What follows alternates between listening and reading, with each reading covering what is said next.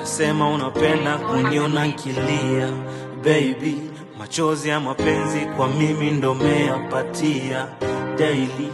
Nafanya upendavyo ila bado uridhiki, nakupa utakacho ila bado uridhiki. Mapenzi sasa hivi ni uchizi tu, nakona sasa hivi kamwizi tu. Heshima ni kitu cha bure, kupenda kutendwa ni sawa tu. Kupendwa kutendwa wanaona sawa, kupenda natendwa na ganda na chawa.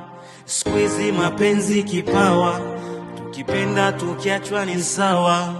Alisema nanipendaga mwenyewe, sasa hivi anazunguka kama mwewe. Yale maneno yako wapi alosema?